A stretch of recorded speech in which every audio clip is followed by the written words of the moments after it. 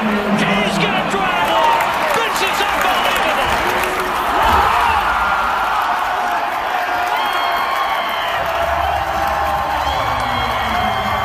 It was high, it was far, and it was gone.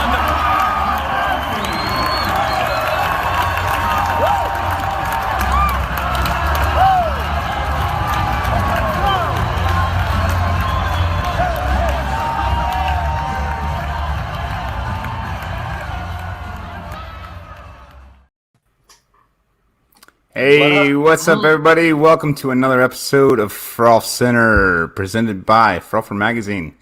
It's the 22nd of April, 2021. It's going by. I'm Austin Lytle. As usual, you know, we've got the boys. How we doing, gentlemen? What's up, dude? I'm Adam. I'm going to tell you about Frolfer Fridays. Tomorrow is the last week of the 6-week Frolfer Friday League at Perkerson Park, the Deckner Avenue Yacht Club. It's called Hot Dogs and Leash Laws. You're signing in at 3:45, tee off at 5 o'clock. $2 to play, $5 get you a CTP and ace, $10 is all in with a tiered payout. If nobody hits an ace, we're going to split that ace money up among all 3 CTPs. So, well, 2 CTPs. What's that? It's the end of the year. This is it. This is the last one. This is the 6-week league, and then we're done. And we're having a big old after party at Red's Beer Garden right down the road. It's going to be my birthday on Monday, so it's kind of like a birthday party / end of league party. So come have a good time, 8 o'clock. We got a reservation for 10. Everybody else can have to stand around until they find a seat. So I've got the 1100 rated hype man himself right here, Mr. Cody Vitale. What's up, everybody? How are y'all tonight? I am going to try the triple IPA tonight. Oh, the Hoptimum. We'll see what that's like. Oh, best of luck to you. Happy birthday. Yeah, happy birthday. Absolutely. If you guys are in North Carolina, Wednesday doubles at Lee Farm. Come check us out. And don't forget to go to YouTube and watch and subscribe. Austin, you're drinking something fun tonight, aren't you? Yeah. I just want to give a shout out to Contrast Brewing. I'm drinking the smoothie every day. It is a sour with strawberry, blackberry, blood orange, vanilla, and milk sugar. And nice. It is quite delicious. I've got a super crusher today that I didn't expect to find. It's called Spectacle of Martyrdom, but it's from Burial in Asheville and our buddies Halfway Crooks right over there in Summer Hill, which is where we did the TED release party. So it was kind of a cool find today. So I got one of those. That's a good collab. So, yeah, it's pretty wild. It was on the shelf. I've never even heard of it. So anyway, yeah. Yeah, so tonight, let's get into it. Yeah, we've got our local celebrity down in Augusta, representative for Recteq Grill, Greg Mueller. Let's get him on here. Chef Greg. Oh, what's up, boys? Sorry. What's up? What's up, Chef Greg? Get prepared. Let me make sure we get you on the big screen. What are you drinking, bud? Cheers. We picked up some good stuff. This is a key lime sour. Oh. It should not suck. So cheers, boys. Very nice. Cheers, dude. We'll see you tomorrow, and I got some of this everyday smoothie for you. Oh wow, this is that could be dangerous on a boat somewhere. I'm not gonna lie. It's like the best Bud Light lime you've ever had. I'm a fan and a firm advocate of the Blue Bomber. I'm not gonna lie. All vintages of Bud Light, I'm good with that. Well, that's kind of. I don't think it goes bad, so all vintages are probably good all the time, right? Oh yeah, for sure. I mean, it's a domestic swill at its best. Yeah, Bud Light will be around after the apocalypse of the cockroaches. Yeah. Absolutely, that's some government cheese. It ain't going nowhere. Hell yeah! Oh man, I appreciate you guys having me on. It's absolutely to be on this side of the camera with you guys for sure. Hell yeah! Nice. And you got the sunglasses. You already got street cred, so that's perfect. Well, you know what's crazy is we found some like killer shades at the warehouse a couple weeks ago, and I had to take a selfie. And actually, Chef Joe Costa, shameless plug, was over there as well. I mean, these things were. I mean, it was full on visor. And I left them in the kitchen at work, so I'm kind of bummed about that because they're spectacular. Oh, Chef Joe should have given you the heads up at least. You know what? I called him on the way into work, and he was definitely a little disappointed. But it's okay. We'll make up for it in content. Yeah, nice. For sure. 100%. Greg, again, thanks for coming on. I'm going to ask you the same question we ask everybody. When's the first time you played disc golf? What got you into it? All right, so I grew up in the Atlanta area. Went to Milton High School right by Wills Parks. That was my first experience in disc golf. Oh, yeah. Probably in the late 90s. And played hard for a couple of years, 2-3 years, had a blast, kind of got away from it, moved to the Augusta area, and didn't realize like this was like the home of disc golf, And I was actually on a business trip. I was traveling with a company. I was actually out in Los Angeles. I was driving around and gave Chef Joe a call, and I happened to be driving by La Mirada. And he's like, dude, you got to stop, grab me a disc. And I went to a Play It Again Sport, picked up a couple, what are they, Metal Flake, Shark 3s, the Tim Selinsky stamp from, Nice. I don't know, maybe 6 You years know how ago. much that's worth right now? Oh, That's like dude, $150. I sold those for like $20 a couple years ago. I'm an idiot. So I went and played La Mirada with a couple Metal Flake Shark 3s. I got hooked again, and that was probably 4 years ago, and it's been full tilt since then. So Nice. That's like one of the best first discs we've had on the show, I think. Yeah. I mean, driving right by. Yeah, I can't imagine the first one we had. I'm trying to think of what it was. CE Plastic was back then, and I was probably throwing something stupid like a Firebird, like an idiot. So, I've learned the ways of the understable. So, yeah, good times. Good times. When's the last time you played? So we host a league at Recteq. It's presented by Adrenaline Heaven Sports, and we do a weekly league called Flight Club, and it's more of a skill-based league. We've got 6 veteran baskets and 6 marksman baskets. Dynamic Discs has been awesome and proudly sponsored that for us. And all shots are under 200 foot, and it kind of incorporates, up shots with a little bit of skills putting, and it's a lot of fun. The wind was not friendly last night, but it's every Wednesday. We got an average right about 40 people. Recteq hooks up food. We had some delicious Wagyu chili dogs last night, and that did not suck. So it was good business for sure. That's awesome. Nice. I was going to say, last video I watched of you was you were making Big Macs on the Recteq. Oh, man, they're so good. I was hungry, and it ruined my day. I got mad at myself for watching the video. I've seen all the videos now, and then I go and cook it myself, and it turns out perfect. Yeah, it's delicious. I mean, you can't screw it up. All you do is, put it on there, go do something else, and come back, and you got a delicious dinner, and you look like a master chef, and you just push some buttons, and some meat on the grill. Can't go wrong. Yeah. The easy bake oven for men, right? What's so funny is there's a lot of folks that get out there and they grill on whatever they want to grill on, right? Whether it's gas grill, charcoal grill, but you're working way too hard. You're burning way too much food. And once you cook on a Recteq, it's one of those things. It's a game changer. And it's like if you could have a remote controlled disc that can fly 500 feet and land right next to him, like that's a Recteq right there. So what was the grill of choice before Recteq? So, I mean, I had everything from the $200 Lowe's and Home Depot gas specials, and then I cooked on ceramics a good bit. I was a big green egg guy, and it got to a point where my wife didn't enjoy the food off of it. It got too smoky, and you eat something and you kind of get like the smoke burps about a half an hour later, and you're not having it. And about 4.5 years ago, I needed a new grill because, like everything else, they rust out after like a year. You get frustrated wasting the money, and I wanted to buy a Recteq, and my wife wouldn't let me spend the money on it, so I pretty much harassed the owner and decided I would do some marketing with him and videos, and then that kind of turned into a full-time job. So, yeah, I can't complain about that. Now cooking on a Recteq, day in, day out, at the office, at the house, on the road. We're taking a Black Mamba EDO next week. It's going to be slamming, and I'm not looking forward to that drive, but once we get up there, it's going to be a lot of fun. So it's going to be windy out there, too. You're used to it. You got your warm-up in the wind, so that was good. Oh, no, it was ugly. It was so bad. It was the worst score. It was the worst score yet. I won it last week, and I think I was like bottom of the pack. It was brutal. So you definitely play every week at that league that you're doing, the skills league. Do you play some other rounds during the week, or are you a busy guy? No, I mean, I might play a couple tournament rounds a year, but ultimately with the weekends, we do a barbecue academy about 7-8 times a year. And I've got 3 kids, and they're busy with soccer and everything else. So for me, it's kind of I get out there when I can and have a lot of fun, and it's more about, I'll say, overall enjoyment of others. The last tournament I played was presented by Adrenaline Heaven Sports. There was 2 rounds over at Boyd Pond, and then we played Langley Pond, which is, I guess, my home course. I love that course.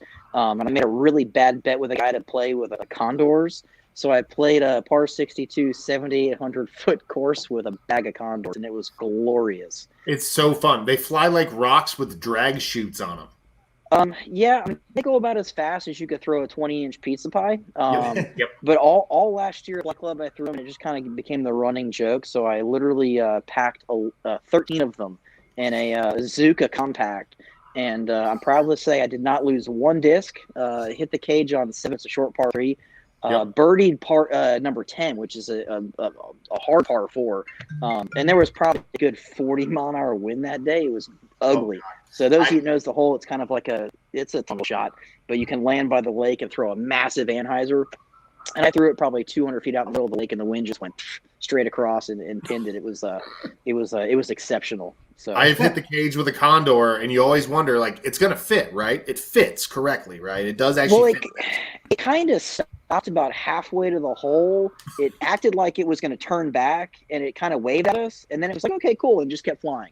It was one of those discs you throw, and as you're walking to the pin, you pass it. That's how slow they fly. But it's fun. Do you have a manufacturer you prefer when you're playing your kind of competitive rounds, or are you a mixed bag guy? No, I mean, I'll say I got love for DD. They hook it up with us for the baskets and whatnot, so I'll be rocking some DD up there this weekend. I've really fell in love with got some Moonshine Mavericks that, I mean, I'm an old run Metal Flake FD. I could throw those things on a rope. If I had to have one disc to play one round, it's the first run Metal Flake FD. Those things are just smooth. But really, I mean, I'm not going to say this is a disc, but I mean, you give me something like a nice flat top rock, I can hold my own. I bought two in the mail today. Are you keeping your rating up, or are you just kind of going out and playing? Oh no, dude, it's awful. I mean, I tanked like 20 points after throwing that card at Commodores. I mean, on a normal day, if I guess I had to, throw with actual frisbees, not like pizza lids, I mean, probably like 930, 940. Okay. Pretty. I'll say average. Just a Joe out there just trying to hit some trees and stick some chains. Okay, cool. Yeah, I just wasn't sure. I was curious. I didn't look up. Sometimes we look up our guest PDGAs, but I wanted to ask you and not know before we got there. So no, I think I've only played maybe 12 sanctioned rounds in like forever. So I just like to get out there and harass my friends and talk some smack and drink some beer and just enjoy it. And that's the way to get a good rating. All about. Chris Dickerson straight up told us, he's like, "How do you keep your rating up?" He's like, "Don't play so much." Like, don't play so much. It worked. It worked out good till the whole card Condors bit, but I did win $100, so I can't complain about that. That's cool. That's good. So we touched on it slightly with the Recteq thing and how it came to be. Like, but what is your official title for Recteq now? Yeah. So I actually got to create it myself. So I was trying to fit. Nice. I wanted to get a business card that was 3x5 because the normal size business card is just completely overrated. So I'm actually the director of culinary innovation. So I do a lot of the marketing content, the videos, product R&D. I mean, I'll say in an 8-hour day, if anybody works an 8-hour day, 6 hours of it's talking to customers. It's talking to the guy about the brisket cook that he's doing on the weekend for friends and family for the first time. It's, trying to teach everybody how they can incorporate that grill into their day-to-day lifestyle and enjoy it and be successful and have a lot of fun. I mean, that's ultimately where it is making some good food, eating some good food, and enjoying more time with their family.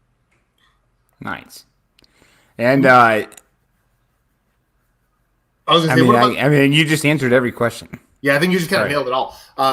What's the story behind Recteq itself? I mean, they've been around obviously before you were involved with them, but yeah. So two childhood friends, Ray Carnes and Ron Cundy, got along. They kind of met each other being door-to-door vacuum salesmen back in the day. And Ray owned a couple of used car lots, and I think it was around 2007 when kind of the economy tanked. He decided, you know what, like I'm kind of tired of doing the same old thing. Let's build the ultimate barbecue. Let's build the ultimate griller's grill. And they were guys that grilled all the time, so they knew exactly what they were looking for. And it took about a year to get the first one out of their garage, and about a year to sell the next couple of them. And 11 years later, it's a name. I'm not going to say it's everywhere, but we're getting there. It's especially in the pellet grill market. It's pellet grills only make up a small percentage of all the outdoor grills that are out there, and it's we have a great relationship with Kingsford now. I mean, they're the leaders in fuel. Obviously, Henry Ford, founding Kingsford back in the day. It's awesome to have a company of that size that's interested in what we do and to support us. And like I said, it's one of those. It's humbling. I mean, to cook something on a live video and have 30, 40, 50 people cook it within a couple days and tag you in the post and seeing it look better than yours did. I mean, that's huge. It's like you're reading the script, Chef Greg, because I love it. Speaking of being tagged in a post, today, 2 hours ago, Hannah Macbeth put up a tweet. The person in MPO and FBO shoots the hot round gets a grill from Recteq Grill. Paul Macbeth, I want that. There you go. So BG was like, I had one for 6 months. Good. I love it. And we had responded with, we got Chef Greg on if you want to put in a good word. Hannah Macbeth didn't respond to us. I wasn't expecting her to. But yeah, so you guys do a little bit of disc golf marketing, right? I mean, Pablo, give me a call, man. 706-922-0890. Ask for Chef Greg. I got you covered. Pablo, you hear that, Pablo? So I'll call you out. He watches every night. Yeah. Our office is 15 minutes away from the IDGC in Appling. Mm-hmm. So we sponsored the Hall of Fame Classic. Was it 3 years ago, 2 years ago? They did it last year. And we went out there, set up shop. We've got a competition trailer called the Black Mamba. You can actually follow us at Recteq _ Black Mamba. And we're going to document the entire journey all the way to Dio and back. All 32 hours of driving. That's a lot of diesel, man. I'm not going to lie about that. That's going to hurt the credit card. But we'd go out there. We'd cook some good food for the staff at the IDGC because, again, they're good people out there. And we're good friends with Mike Downs and the director of operations out there. And he's a solid dude. He comes out of the league. He actually hit $1,000 ace pot at the finale of Fight Club last year. I saw that straight into the garage park. Dude, it was so silly, man. It went off a shipping container, hit the garage door bay, and boom, right into the basket. And I felt really bad about it because we were going to order more baskets from Dynamic, and we didn't get around to it. And I had this really old portable pop-up in of a basket that doesn't catch anything. You could walk up and try to put a disc in, and it pops out.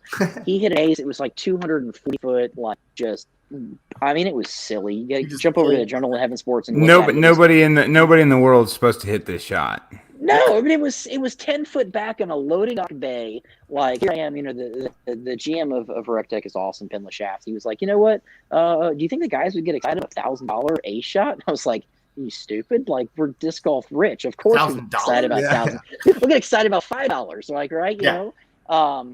So it was one of those like, so we try to think of something that was going to be fun and quirky, and it worked out. And Downs was actually going to leave, and I'm like, dude, stay. Like throw a disc. It was his wife's birthday.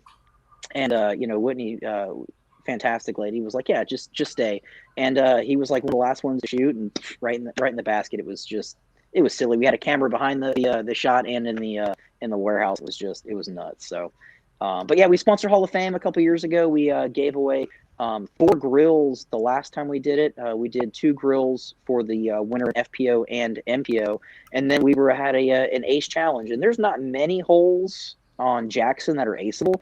Yeah. And it was hit on the last day by 2 people, 2 cards apart. Wow. On, I would think, the probably least likely hole for it to happen. I agree. I mean, it's a blind 430, 440 foot, dog leg right. And, Matt Dollar hit it first. And then right behind him, Chris Dickerson hit it. And the caveat was it was supposed to be the low round of the day was going to take it. And I don't think Matt had a great round going that day. And he heard the other behind him and kind of got a little dejected. So I made a phone call and was like, hey, man, can we give away 2 girls? They were like, hell yeah. So they both ended up getting 2 RT700. So we even added a grill and upgraded it. So it was cool. That's awesome. I think the dudes from Ace Run Pro got the Dickerson one on film too. Yeah, they sure did. They sure did, yeah. I mean, if you throw that shot, it's silly. I mean, it's uphill, blind to the right, like. It's an insane shot. You're listening. You're like, well, I hope that stuck if I hit something. Yeah, and it's so protected with overgrowth and brush that even if you hit it, like it's a quiet hit. It was one of those. Even when Chris hit it, like they didn't realize it happened. All of a sudden, you see a camera guy like run across the screen, like waving his arms like an idiot. So yeah, it was super cool. He got it on. He hit it. He hit it. Got it, guys. Yeah, you want a $1,200 grill. So yeah, can't go wrong with that. So this is a fun one because we've kind of been this last month of shows. We've been doing a lot of like industry shows, kind of like behind the scenes shows. And so when it comes into something where you guys are going to sponsor an event or sponsor a hole or an ace like that, is it something where you reach out to the tournament? Are they reaching out to you? And what makes disc golf such an attractive marketing demographic for a company that doesn't make discs? Yeah, fantastic question. So, I mean, for us, it's how can we integrate in the community? So it started with the IDGC because it's literally right there. We're in Columbia County. Our warehouse is on 81 acres. We've got 668,000 square foot under roof. So massive, massive facility. So it's doing little things to support your community. Every Friday night we do a drive-in movie. So we've got I think it's 15 by 20 foot. It's not an LED, but it's like some insane projector-driven, TV on wheels. So we do drive-in movies each week as well. and a lot of it is trying to be creative with the guys. I mean, it's you don't want to do the same thing. You know, Recteq really got started on social media, and our shenanigans and antics, I think, really got us to where we are. I mean, we have over 250,000 followers on Facebook, which is not a lot, but when I first started with the company, we had like 50. Like, that's kind of cool. And in 4 years, it goes, you know, up 200,000 followers. And, you know, I'm not sure about your live viewership on this fantastic program, but I hold the record for Recteq. We did a brisket trimming video last year, and I had 1,600 live viewers of that, and it was like a 30-minute video talking about meat. Like, I will say, when I did watch that. We were at about triple average from where we normally. Now we're at 2.5 times average right now, but we had a lot of people come in, come out. They watch on Friday mornings. I did you solid. I dropped into our grill owners page, and so there's a couple 100,000 people out there. So there are some disc golfers out there. And shameless plug. Yeah. And you drop it. You drop it in the groups until you get kicked out of them, right? You know, you ask for forgiveness, not permission. Exactly. Right, exactly. If you're tuning in to grill and stuff, we're getting into grill and stuff later. We're doing disc golf first, then we're going to hit. Yeah, that's what I'm talking about. And then recently with our relationship with Dynamic, I mean, Doug is, you know, he was introduced with me with Mike Downs, and you know, originally Doug, you know, needed a grill and needed a smoker. It's a busy guy. I mean, he's got to be probably one of the top 3 like greatest, busiest TDs ever. I mean, I'll throw Nate Heidel into that. I mean, they throw massively successful, just massive scope tournaments. And, you know, he wanted a grill, and it was one of those like, hey, man, I'll help you out. And, you know, we worked out an exchange. Robert McCall ended up getting a grill. I think 6 other people at DD ended up getting grills. And I was like, cool, man, give me some baskets. Let's get some plastic. Like, how about a bunch of bags for the staff? And, you know, it's cool to see 20 of our guys get out there after work and throw it into the trees and have a lot of fun. And, you know, I was kind of brainstorming with Doug. We were going to go up there and you know, support them how we could, you know, for some of the evening activities. And we were just trying to think outside the box. We gave away big grills, but a lot of the, you know, the touring pros are on the road. And, you know, putting a 240-pound, you know, behemoth of a grill in your camper or RV or van, that's not going to work. Yeah, I mean, it weighs more than half the van, right? I mean, so we decided we were going to give away the RT 340s, which is actually right over there behind me. They fold flat, so they weigh about 90 pounds. It's like a piece of luggage. Shot Double G's had a 340 on tour for the last 2 years. And I'd like to think I inspired beef jerky. Like, not going to lie, he made, oh God, it was like 60 pounds of beef jerky he made at the Hall of Fame Classic in 2018, I think. We had all 4 grills in the back of the Mama just stuffed to beef jerky. It was a good time for sure.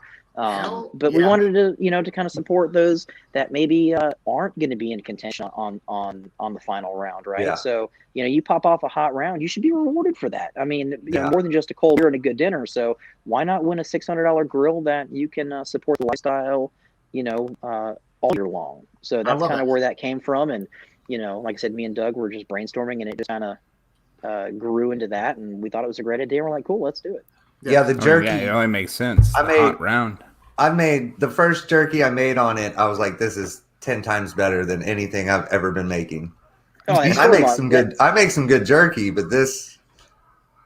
I'm excited. You get to know what's in it. I mean, if you're trying to, you know, watch what you eat, be a little smarter about, you know, all the chemicals out there that you're ingesting. I mean, you know, meat, smoke, salt. That's it, man. Like, just make it tasty. So yeah. The only it's so funny to me with jerky. Like, so jerky should never go bad, right? 0%. Maybe. What are we talking? A year shelf life on a good jerky?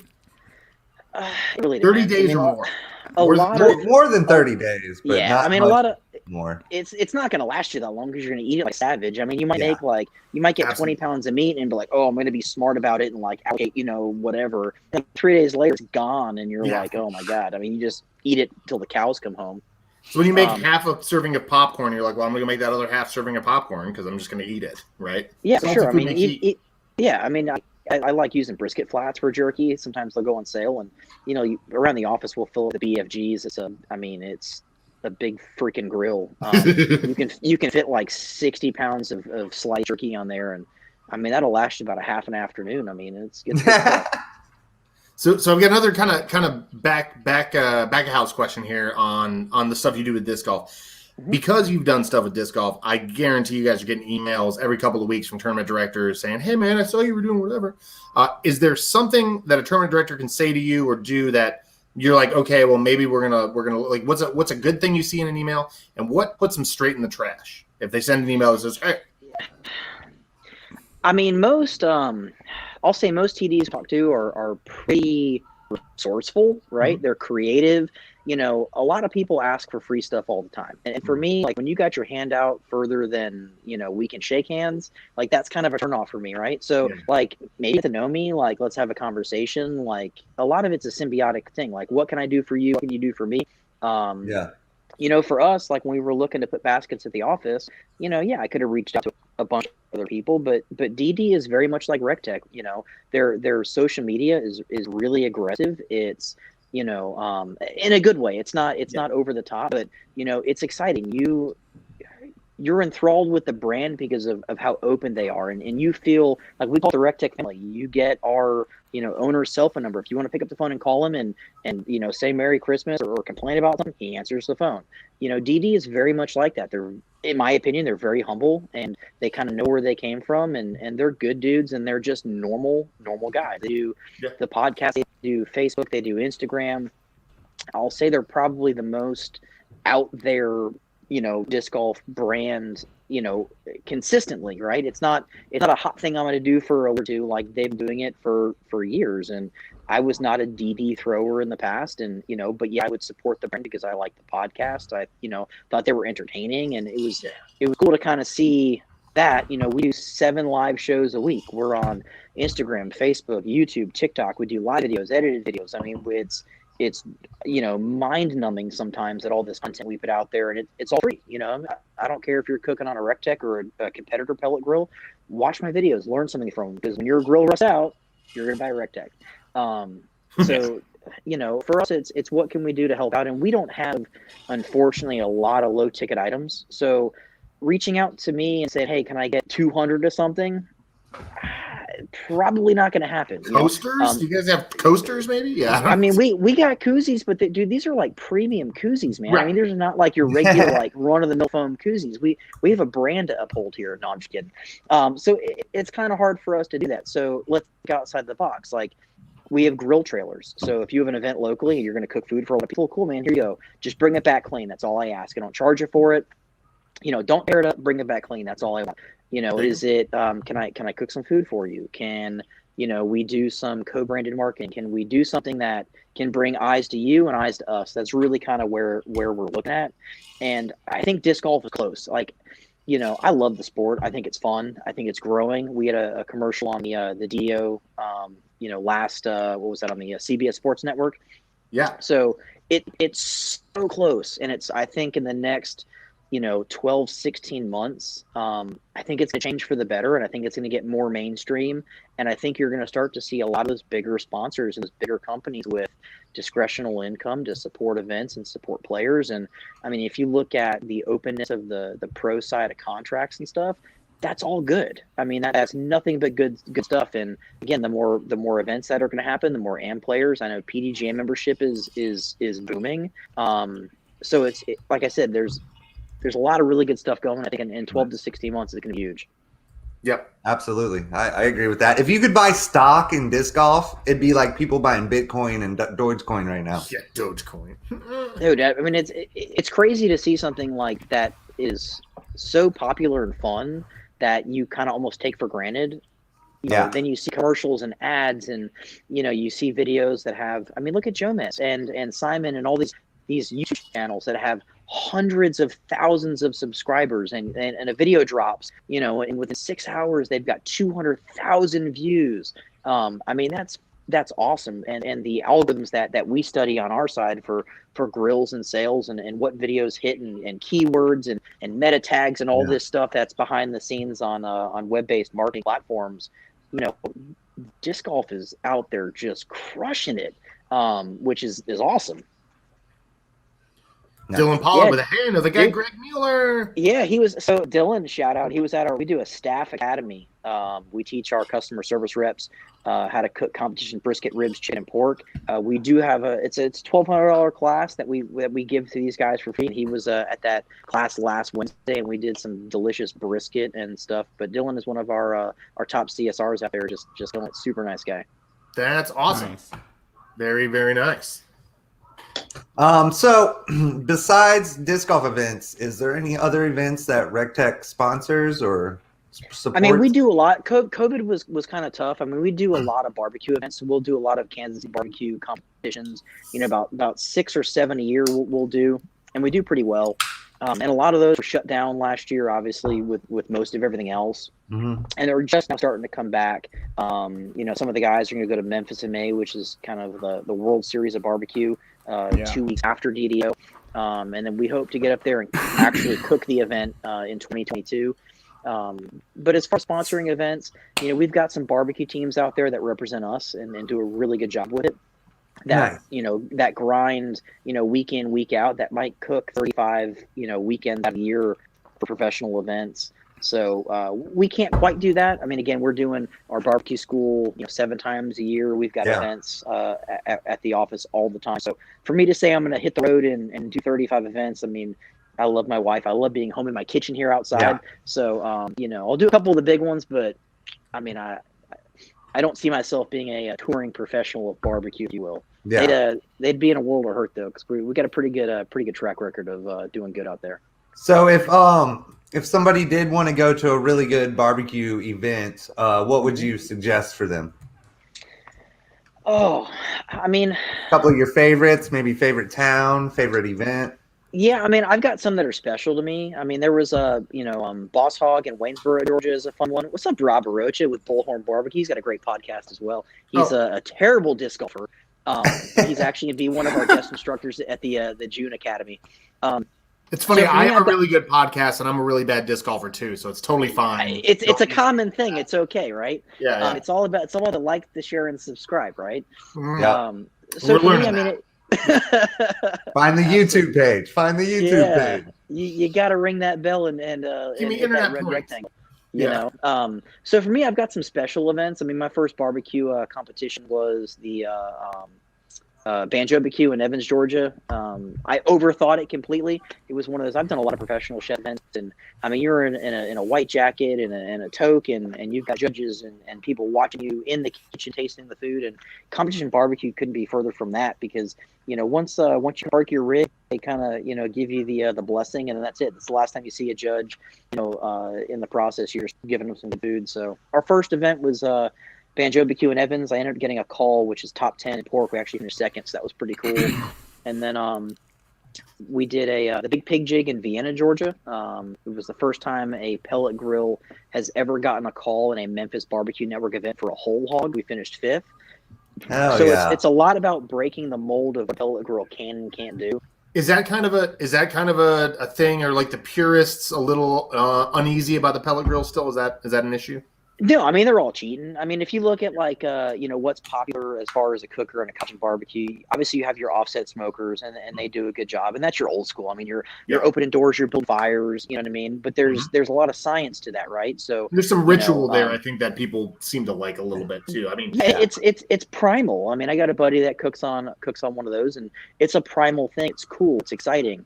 But for me, you know, I want to be, you know, more perfection. I want to be more repeatable. I want to be more consistent. So for me, if I can eliminate a variable, and our grills being PID controlled, you know, a lot of the top, you know, breweries in the country use PID controllers to maintain temp through fermentation and all that stuff. Yep. So for me, if I can eliminate that variable and be more consistent each and every cook, I'm going to keep chipping away at that, and it's going to get better and better and better. So, you know, gravity fed smokers, charcoal smokers, they've got fans on them, they've got computers. So, and that's been around forever. And at the end of the day, your food sucks. So, you know, what I'm asking is, there are gatekeepers in the grill community, just like there are gatekeepers in disc golf, huh? Yeah, but I mean, at the end of the day, I think, you know, pellet grills a market that are really turning some heads. You know, we've got some top teams out there, and you know, it's a pellet grill. You're burning wood the whole cook. There is no electric element. Your fans are rabid. Like, your fans are absolutely rabid. They're awesome. I love it. I mean, it's you know, we burn wood too. It's just little sticks. You know what I mean? So it's one of those. And you know, you got to hate us because they ain't us. Ain't us. I think you're missing some letters, Dylan, but close. And Adam, like, if there is any, what I've learned, if anything doesn't cook right on the pellet grill, they just invent something to where it cooks perfect. Like, they have this sear kit. sears your steaks, and then on the other side, you can cook a pizza on it. Yeah, so the cool part about that technology, there's two pieces of metal between the heat and the meat. So the hardest part about cooking, I don't care if you're frying an egg on the stove or grilling a steak, it's temperature control. And a lot of folks, even trained ones, it's an art, right? So if I can eliminate that, I'll say it's a nervous twitch, right? About temperature control. You don't know what you're trying to do. And then you kind of open the lid, you're getting in there, you're overthinking it, you're stressed out. By the time dinner's done, you're either exhausted, like mentally or physically, your food is trash, right? And then you're just in a horrible mood and you're like, F it, I'm done. Like, game over. The Recteq, it takes all of that frustration, aggravation away. So like I said, I have 3 kids. My wife was working late. She literally walked the door at 7:28. I got dinner going. It's inside. I'm setting up the phone. I got my computer here for comments. Making sure the beer's getting cold, and I'm not worrying about it. Why? Because I know it's going to get done before 7:30. That's perfect. That's great. That's awesome. What would you be doing if you weren't in the food industry? Oh man. So, I mean, I had some really cool jobs back in the day. I mean, when I was younger, I was a badge checker and a lifeguard at the Jersey Shore. So that definitely did not suck. I paid to get to suntan and go surfing. And then I worked at an ice rink. I drove a Zamboni, literally worked 10 minutes every hour. It was a great job.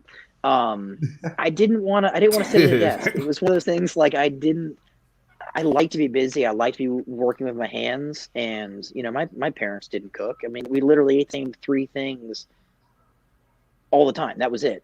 And when I decided I want to go to culinary school, my parents thought I was crazy. And this was before the Food Network was popular, and being a chef was not like How old are you, a glorious thing. 38.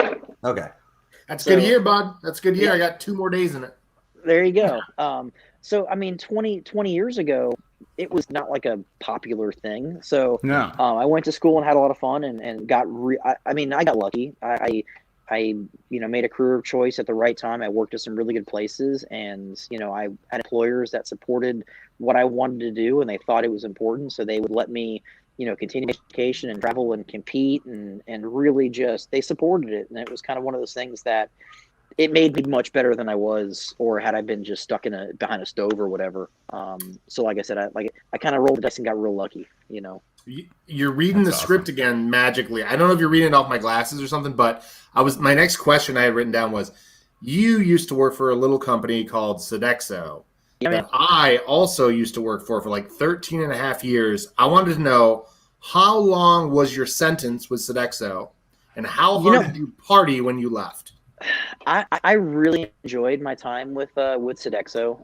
Again, I was a chef at a country club for a while, and it was a lot of fun, and it afforded me privileges and experiences I wouldn't have gotten in a restaurant. We could write a new menu every day. We had no food costs. Literally got to play, and if it sucked, I threw it out, and it was not a big deal. Nobody cared. And I was there for about 10 years, and I got married, and it wasn't fun anymore. The board of governors changed, and the creativity was gone, and I was an asshole. And my wife is like, look, don't be an asshole. I'm like, okay, cool. Like, career change. And, well, Sodexo's got to go, because it's, yeah. No, actually, I love my time with Sodexo. You did? Okay. And I worked in healthcare, so it was. Oh, that's nice. Yeah. Yeah, it was not the most creative position, right? You think, you're going to go to a hospital and make hospital food, but the facility I was at, I mean, our doctor's lounge was the nicest restaurant in the area. I got to buy all the toys I couldn't afford at the country club, because there was literally, when I say no budget at the hospital, like no budget. I mean, we would do like 72-hour sous vide Wagyu short ribs in their lounge. It was like $8,000 worth of meat in an afternoon. Like, they didn't care. As long as the doctors are happy, that's all that matters. So wow. I was there for a couple of years and grew, and then I took a national position. I was on a plane, 6 to 8 flights a week, traveling here, there, everywhere, implementing menus and design, and it was fun, And then it got to a point where it was like, all right, I've got 3 kids. I'm kind of tired of this. Let me go grill some food and drink some beer, and that's where we're at. I mean, fantastic. I was a logistics guy for stadium services, like concessions. Yeah. Boy, let me tell you, don't ever fall into that trap, ever. Yeah. Well, I mean, you get crazy busy, like short bursts, and it's like, especially for sporting events, trying to serve 45,000 hot dogs. I couldn't even fathom producing that kind of food. We did 3/4 of our budget in 7 days a year. Yeah, that's just stupid. I watched a video where you were cooking 96 hot dogs at the same time on the rotisserie. Oh, dude, that was awesome on the wild side, sitting right over there. Oh man, that was so. You're always trying to think of things like to try to break the internet, right? Like either it's a picture or a video, and it's the stupid stuff that's like wildly popular. So we've got an Argentinian style Santa Maria grill. It's actually on closeout right now for $9.99. That's like a lot of money off. Go ahead and check out Recteq.com. Shameless plug, guys. Is that with the C or a Q now? That Recteq? Always a Q, man. The Q is always for quality. You know what? Funny story. We had to rebrand, and it was you don't know what you don't know, right?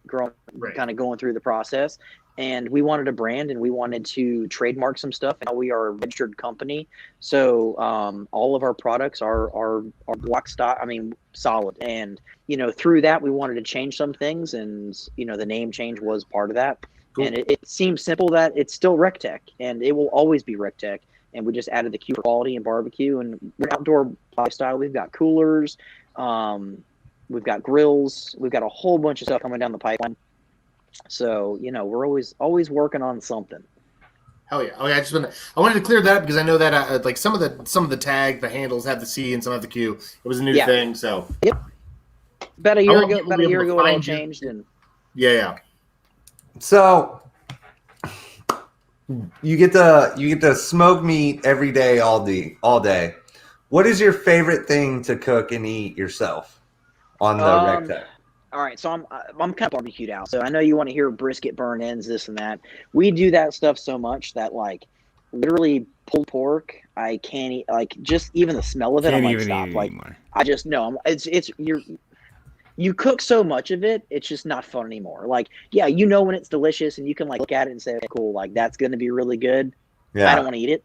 We did some burn ends the other day. God, they were so good. You eat one of them, and you're like, all right, that's enough. Like, yeah. But what I love to do is I love to cook things that people say you can't cook on a grill or can't cook on a smoker. So that's my next question. So whether it's making like sourdough bread from scratch, making creme brulee, my wife makes some delicious banana bread on the grill. It's not smoky. It's delicious. You get a good sweetness from the wood. But it's doing something that people say you can't do on a smoker or a grill. Like that's what I like to kind of do it.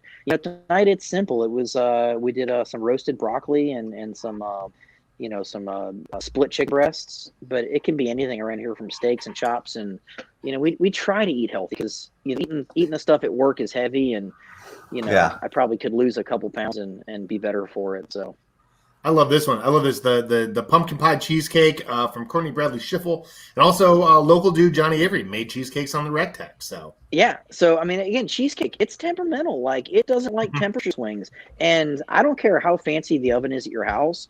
You're going to have a 30-40 degree swing in that oven. That's not a fan of cheesecake. That's when you get that big crack in the middle, and people try to get creative and fill it with shit like chocolate sauce or fruit. Hey, your cheesecake cracked. Cook it in a Recteq, it's not going to crack. It'll be perfect every time. There you go. Put it in about the water. Best cheesecake ever on the Recteq.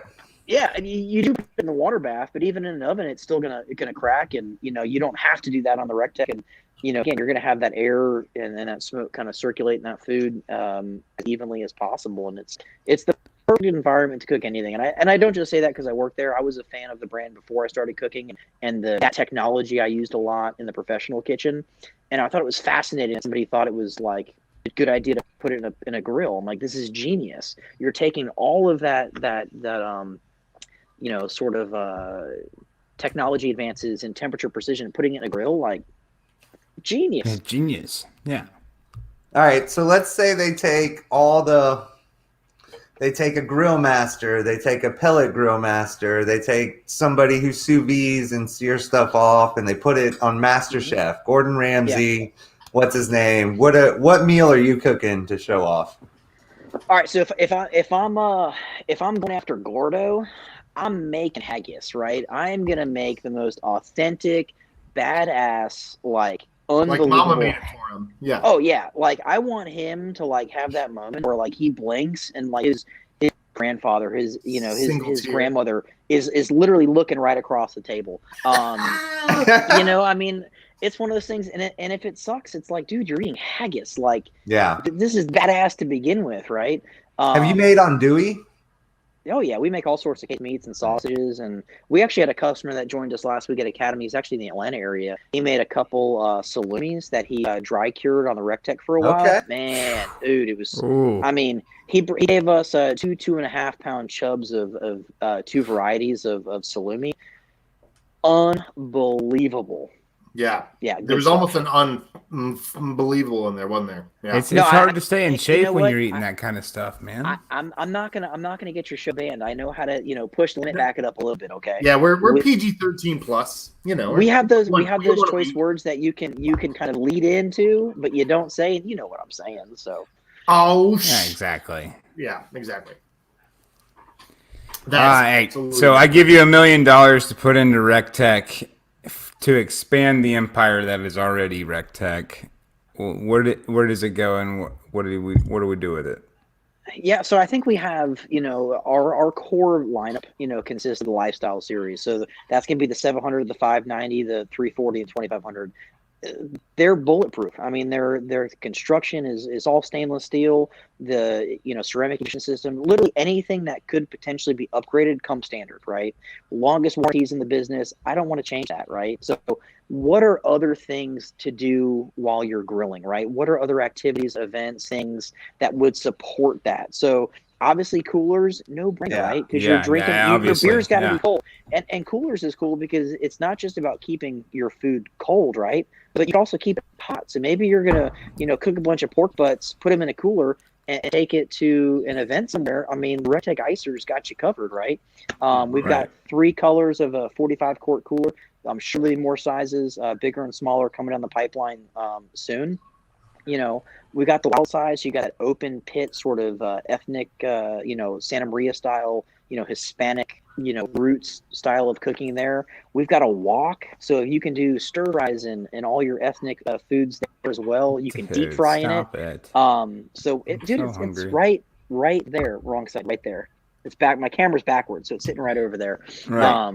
Yeah, you can cook anything on any of our grills, and it's about, for me, it's about keeping them the best that they can be, sourcing the best products and supporting that brand. So for me, our growth, in my opinion, is not through new products. It's about keeping them the best, and it's supporting our customers throughout that transition. Because there's a lot of people out there that don't cook on pellet grills, and they've never heard of Recteq. So my job is to educate them in that and support them through that transition period. Because you guys, I'm sure, have cooked on a lot of different things in the past, and you had your frustrations on certain products, and you've learned from that. And Not anymore. I must say, I know when you come around and have drank the Kool-Aid. So that's my goal is supporting the brand and supporting the products and supporting our customers, because without them, we can't be here. Without our customers, there is no Recteq, because we have great grills, but honestly, the best part about our brand is our people. It's our customer service staff, it's our marketing team, and it's our customers out there, grilling hot dogs and hamburgers and briskets day in, day out. I love that hot dogs got bro. top billing there. I love that hot dogs got top billing there. Which one's your I mean, favorite? so You gotta have we- a I love a hot dog on a Recteq. I've never had a So- better hot dog. Which- Personally. yeah, and we Favorite have a grill? lot of shenanigans around the office, and we have a lot. If we can gamble, bet, and just participate in overall debauchery, we tend to do it in most ways. We had one Wiener Wednesday. It was a contest that went on for quite a while with our sales staff, and they would literally get one hot dog, one bun, and they could adorn it however they wanted. And you would be surprised how creative you can get with a wiener on a Recteq. I mean, sometimes it's the simple things in life that just give you the most gratification. You butterfly that bad boy, you put feta in the middle, and then you do a mayonnaise jalapeno slaw underneath. No, you make it an octopus, bro. You make Make it it into an octopus. There you go. Dude, that's creative, but incorporating the bun, I mean, that's a challenge right there. Incorporating Oh, I'm a top slice bun guy, which makes it Okay. tough to grill. Yeah, Okay, I agree on the top slice. The top slice, top slice is the way to go. slice Hawaiian buns. That's where it's at. You know what the funny thing about top Oh, slice yeah. buns are? Top slice buns have more gluten in them because it keeps them stuck together better. So if you're gluten intolerant, a top slice bun is literally worse for you than a regular hot dog bun. Just so you guys know. Gluten is not a 4-letter word, man. I love No. carbs, flour, all that pasta, breads. Also, I drink alcohol knowing what it's going to do to me. I'm going to eat hot dog buns knowing what it's doing to me. That's fine. It's okay. But you're eating a hot dog. I mean, the gluten's You're not eating a gonna hot kill dog to start. Yeah, to start Quintessential with. American sandwich. with relish, ketchup, mustard, Yeah, sauerkraut's a vegetable. sugar. Yeah, it's good stuff. I am- Everything but the snout. I am honored Yeah, to ask you for this sure. question. I never get to ask this question on the show. Yeah. What is your Waffle House order? Oh, easy. Do you want it ordered like they call it in the kitchen or like it says in the I menu? want your Sunday morning Both. church order, and I want your Friday night not at church order. Okay, my order for Waffle House, before I tell you my order, I'll give you a story. My buddy and I worked in Atlanta at 2 different restaurants about 20 minutes apart. Literally every night for 2 years, we ate at the same Waffle House, ordering the same thing 6 days a week. Hell yeah. So much so Jesus. we knew everybody. One of the cooks, I guess, called out, and there was just one of the girls, 'cause it was like 2 o'clock in the morning, was there by herself. And we were like, dude, we'll cook. I mean, we're chefs. They wouldn't let us. I was crushed. But my order is real simple. Drop one country ham, order over meat plate, scatter some other covered chunk. That's it. Dude, that's fat. Walk Do you have away. that tattooed somewhere? Like, that's fat. You know what? I probably should. My order has never changed in the many years I have blessed the doors of the Waffle House. Friday night, Okay, Sunday can you morning. say that a little bit slower for me so I can understand it? Yeah, so basically it's country ham and eggs over medium, scattered, smothered, covered, and chunked. Okay, got it. God, it's Yeah, good. you get- I love. That Yeah, sounds love good it. though. I'm You gotta really put hungry right you now. gotta We've put the already been grape talking about jelly food. and the 2 onions and the 2 hash browns on the side of the plate. That's the mark for that. Yep. So So you know the back order of Waffle House. oh yeah, if you want to mess with them, you just sit at the bar and just yell it out, and they just they're either gonna keep the look like, okay, you're an a-hole, or hey man, that's pretty cool. Okay. There you go. Dude, nobody can cook better in the world than a Waffle House line cook. I'll tell It you is what. fantastic. I don't care where you go. Yeah. It's the most consistent, greasy, salty, amazingly disgusting stuff ever. And no matter what time of the day you eat it, you always feel horrible and fantastic leaving a Waffle House. It's Correct. Cathartic. It's cathartic literally, but it's also cathartic emotionally, I It's the think. most consistent restaurant in the entire world. I know a guy in Marietta. Oh, who- hands who down, hires- Hands down. I know I mean, guys the who best- go to Waffle House to poach cooks. They'll go into yeah. the business card like, "Yo, I work at this 100%. bar down in Marietta. I need a cook." And you put up with some BS at the Waffle House, right? Like, so if Yeah. you're looking for a guy that you're going to pay him a little bit and give some insurance, like shift beer, why would you not?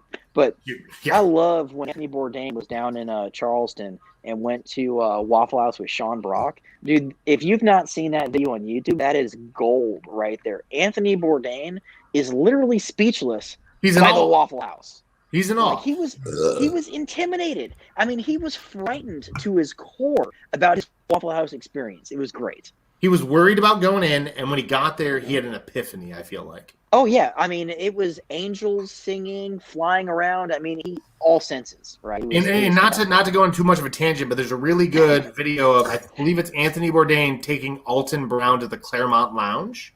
Oh yeah, Which is same show. That was incredible. fantastic as well. Yeah, Yeah, because Alton Brown's he's a little stuffy, and so he went to Claremont, and it was fantastic. which is shocking because like he seemed like he resonated well with the Claremont, and I was a little impressed and disturbed. at He the was, same I time. think he's repressed. I think he needs to come out and party Yeah. a little more to get People like new level experiences. Yeah, and he's a Johns Creek guy. He lives over there, and I grew up in Alpharetta. Oh, yeah. so basically right. Okay. Hell yeah. That's so funny. So I gotta ask. I mean, I'm gonna throw an audible here. Do you have, because you were in that area, any like hidden gem restaurants in the Atlanta, Alpharetta, Milton, Roswell area that you just want to shout out? Oh man, I'd be a horrible person to ask that question. I've not been back and or Okay, visited okay, that fair. area in a couple of years. So if I'm it's coming to changed your- a lot. If I I'm mean, coming so- to Yes, it's changed a if I'm lot. coming to where you are right now, where do I have to go eat? So Reinhardt's is a pretty good spot. It's like a local seafood dive. There's one on Washington Road. There's one kind of around the corner from the office. I mean, if you're looking for a little bit of a Augusta allure and or conspiracy theories, you can go to Wife Saver and eat the pimento cheese because they served that at the National for a number of years. Yeah. It's just that little golf tournament happens in April. You might not have heard about it. yourself. Yeah, we used to do one at McCurry here too. Yeah. Anyway. Yeah, once or twice. But the Augusta food scene is really changing for the better, and it was nuts. You know, downtown Augusta wasn't like the most nice thing. I live over the border in Aiken, South Carolina. So even our downtown area, it's really been rejuvenated. There's some good spots down there. I like Savannah River Brewing. They make great beer, and they're disc golfers. So it's hard to go wrong with Adam and those guys out there. They make some delicious beer. So anytime we can support those guys, that's awesome. They do a putting league out there as well a couple times throughout the year. They have a couple shorter seasons, but I think shout out Savannah River Brewing. Good job. I think Joe Costa has a question for you. Which one do we have? Here we go. What's more memorable, eating at Paul Bocuse or caddying for Double G? And I probably murdered that one. Okay, so he's such a tool. I love Joe. All right, so he's referring. I was real lucky. I was selected to go cook for Team USA to represent the United States in an event over in Lyon, France. And at that time in my life, I would not have been able to afford a trip to France, let alone 14 days over there eating and drinking and all that stuff. So I got to go over there and cook and represent the country and do really well and bring my wife with me, which is a lot of fun.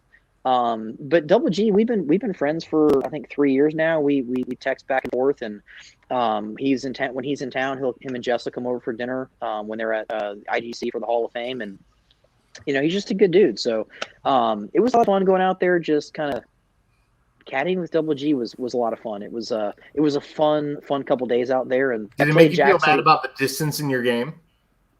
No, not actually, at all, because he's the friendliest dude about it.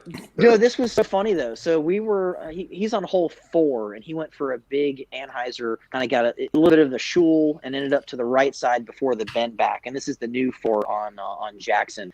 And I was like, dude, throw a forehand. And he was like, I don't throw forehands. And I was like, shit. Throw the big hyzer over the woods. He's got a forehand. But I mean, he can throw a Sonic on a rope. But it was cool. I mean, we had a good card the first couple days. I think the thing that impressed me the most, I've not followed a lot of top pros on the course and stuff like that. I mean, you watch it on YouTube and that sort of stuff. But Chris Clements' forehand is nasty, like absolutely nasty. The thing that comes out is super low, and it just that was one of those things. I was literally in awe of his forehand. Awesome. Jeez, I'd love to play around with you, Greg. Why? I'm terrible, dude. I mean, you laugh. I mean, I'm waiting for the Condor question. I literally brought the card of Condors out here to show you, yo, dude, wait, the hold bottom up. stamp gems. Hold up. Let us. Hey, we need some of those. So here's the Condors. These Can you are run the through that famous real fast? Condors. That's literally, you don't understand. I'm actually a Condor guy. I'm a dude who bags a Condor. I have a Star and a DX, and I swap them in and out depending on the wind. So the only Condor that has eluded me to this date is a Star Condor. I have a Star. If you got a Blizzard, I'll trade you my Star for your Blizzard. I do, but they're all. I mean, this is it's probably hard to see. This is like an orange yellow swirly DX, 195, Blizzard 200 gram Condor. They're parked one dude, at that thing Langley. looks like it's 9 out of 10. Dude, it's awesome. Someone is gonna rob you, Greg. Stop, put that away. Right? People are gonna rob you. I mean, look at this 196 blue, almost burst, yeah. I mean, we got some gems here. Look at this one here too, super. You've got a nest egg there, is what you have. No pun intended. Well, here's what's cool. This is 12 times, super thick. I'm we disgusted got all of them right now. Bottom stamp. That's to add more weight, as much weight. As oh my god, yeah. Yeah, oh my yeah. God. Sure. And this was the one. This blue one here. This is Adam couldn't even handle it. He left. Yeah, Adam freaked out. This is the one. That was this was the birdie on 10 at Langley. So this one is special. So yeah, we got old Condors here. So birdie on 10. Oh, you had to go get. We were having Condors here. Oh, and here's my Condors. My Condors are better than your Condors. No, they're not better. His are better than mine. I just have one cool stamp Condor, but that's right. So. But what's crazy about that was this was a joke. This was a complete joke a couple years ago. And our league up home, just again, it's all about having fun and goofing off, and so it kind of started at that, and then now DX Condors, people are paying $100 a piece for these things. Are you kidding me? Dude, it's a Condor. I love a polecat guy with Champ Polecats, and they're going for $224 on eBay now. Dude, okay, so Innova, listen. Okay, I'm going to tell you. I want a Halo Condor. I want a Halo Polecat. Yellow Polecat's gonna happen. Okay. All right, Disc all golf, right. Rodman, PDGA Rodman. We're enough. PJ Rodman's all about it, but no, a Halo Condor would probably go 600 feet. Yeah, I mean, so It would take an hour to get there. all internet distance like aside, I can easily throw condors like 325, 330, 350 on. Now, 100%. barring wind, like if you have a headwind, it's not going that far. Are you playing this weekend, Greg? No, man, I've got my son's doing an ID camp. He's plays a lot of soccer, and he's doing a camp up in Charlotte. So I've got my daughter that week. But I told Henry, I said, "You guys come over for dinner tomorrow night. We'll grill some steaks or throw some food down. Let me know. We'll go." I'm looking forward. I'm looking forward to coming over. If I was playing, I told Henry even yesterday. I said, as much as I hate to say it, the Condors need revenge on Langley. Like, Oh my God! Boyd. But here's the thing, though. I got to play with Lloyd Wema that final round. It was God bless glorious. God bless you. It was God bless you. glorious. Yeah, I mean, I'm the only dumbass that would play advanced with a card of Condors, but it was fun. Good times. Good times. God bless you. So, who outside of disc man. golf, who would be your celebrity doubles partner? That's tough, man. Do they actually have to play disc golf, or could it be anybody? It could be anybody. No disc golfers. No, It has to be anybody. Celebrity. somebody famous. Celebrity. Yeah. Disc golfers aren't celebrities just Yeah, yet. not yet. Not yet. No, but there's a couple. I mean, like Andrew Zimmer, he throws some plastic, and he's quasi. Oh yeah. So, I mean, you can play with him if you want, but yeah, for the most. Yeah, well, we've already had an Andrew Zimmerman. yeah, I don't. celebrity. Who would I want to play with? I mean, for me, it's got to be somebody that's gonna make me laugh, right? So I'm Exactly. gonna find. Oh man, who? I'm trying to think of the most uncoordinated, like just funny, lanky person right now. Like I want the Gumby to come out there and like go play disc golf, right? Instantly comes to mind is like Eddie Murphy. I don't see him being like coordinated at all, but he's super funny. Yeah, for sure. We saw like Ralphie May. We saw him. Oh yeah. Oh yeah. Dude, that guy was a trip, man. And I think he ended up filming with I don't think Ralphie could make 18 holes though. No. No, I don't think he could make one. They will just roll in there. But what was it, Fluffy? Fluffy, yeah. He played for. I mean, I think that'd be funny as hell, man. Just I'm all about having a good time. So if we can go out there and cut up, I take it seriously. Like even I'm sure he'd eat the shit out of your food. Oh yeah, for sure. But for me, I want to go out there, have some fun. It's all about giving people our time, and if we can crack jokes and be off at the same time, and I have you just shank it somewhere in the woods, dying laughing, like good. Yeah, we're having a good time. Yeah, for Cheers. sure. All right, and I gotta ask, you guys make a bunch of grills. Which one's your favorite? Oh man, all of them. I mean, they're all here behind me. Oh, whether the standard 700 answer. I want a specific, Greg. Okay, time out. So all of our grills, the 2500, the 700, 590, 340, right? They're all the exact same. Same controller, same fan, same igniter, same everything. The only thing that makes them different is the size. So do you what about the bullseye though? Or the smallest I've one? been over to Henry's. He's got the bullseye and like the little sear kit and over there. Henry's like got high everything. heat stuff. Yes, I know. I've taken more money from Henry in the last 12 months at Recteq. He's keeping me. If it wasn't for Henry, I don't know if I'd keep a job right now. What is he saying out there? He doesn't. I can't even miss it. Oh, he said he didn't know about that Lytle forehand. Oh, I mean, hey, let's do it, man. I'm all for a fun round of golf. But for me, I tend to cook on the grill that I need to get the job done. And there's a lot of times where we'll have people over here and I'll use all the grills, like all four of them. I have meat growing on a 700, veg or potatoes going on a different one, appetizers on another grill. It kind of just depends on what we're doing. We don't have a stove inside. The oven doesn't work. We've lived in this house for 3 years, and the oven literally has been turned on once, never again. Yeah. So we cook everything outside. We built a kitchen a couple years ago, so I've got a 24 by 28 outdoor, cooking just honey hole. I got TV over here, cold beer in the fridge. It's fun to come out here and watch the kids swim in the pool and hang out. Dude, I can't wait to come over tomorrow. Yeah, shit, I might drive down.